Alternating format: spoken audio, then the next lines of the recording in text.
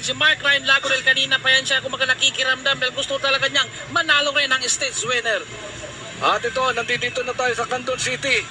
At talaga namang makikita natin na hindi na bumitaw ang ating 7-man lead group. Malapit na tayo sa finish line. At ito talaga makikita natin, hindi na bibitaw at hindi na makakalapit pa itong ating peloton. At ito, bibitawan na ho natin, bibitawan na natin ang ating mga kasama dito. Kasamang Danji, take it away at malapit na tayo. Okay, ito na, last 1 kilometer away from the finish line. Nandito pa rin sa harapan, Ronnie Lantita. Daniel Pariñas, sumisupasala, Mark Ryan Lago, Daniel Gold. Sino kaya dito ang unang re-remate? Sino ang unang aangat? Sino ang unang babalat pagdating sa last 300 meters? Ito na, meron tayong mga nag-jump. Ano naman si Naslem, pero wala na talagang gustong mag-trangko rin sa peloton. Sumubok dito si Naslem ng MPT Drive. Nasa likod na naman, itong si Jericho J. Lucero. Nakikita natin mga kaibigan kung sino ang magre-remate pagdating sa out dahil ang ating finish line ay medyo paahon.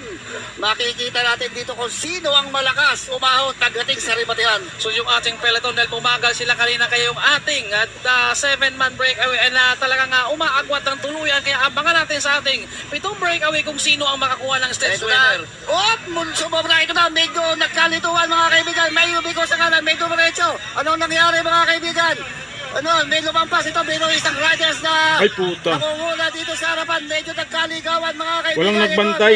Isang rider, dalawang rider ito pumaparap. Rider, tignan ko sino to. From Pangasinan. Dalawang Pangasinan mga kaibigan.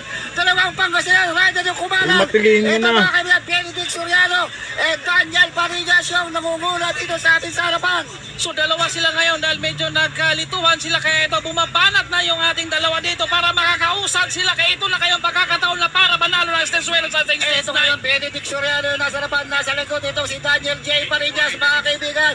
Rider number 84 and rider number 86, Daniel Pariñas and ito si Benedict Soriano. So ito na putol yung kanilang breakaway ngayon dahil nagkalituhan sila. Kaya abangan natin kung sino ang mananalo sa ating stage 9. So Tour of Luzon Ito na mga 2026. kaibigan, tingnan natin kung si Benedict Soriano itong nasa harapan. Ito mga kaibigan, sino ito? Benedict Soriano. Benedict Soriano ba ating magiging state winner and Daniel Pariñas ng Team Pangasinan nakatawa na, nakangiti na mga kaibigan. Benedict Soriano ng Team Pangasinan. So kabang-abang at Humabol pa! Daniel Gold mga kaibigan! Tingnan mo humabol! Daniel Gold! Benedict Soriano! Pangatlo, tingnan natin yung pangatlo! Daniel J. Pariñas, tingnan natin. Daniel Gold, biglang humabol sa likuran. Itong si Daniel Gold, grabe naman yung nangyayari. Ito yung ating peloton mga kaibigan, dumakat na mga Koreano, sumahabol pa rin. Go for go, dumahabol pa yung APT driver mga kaibigan. Ito na.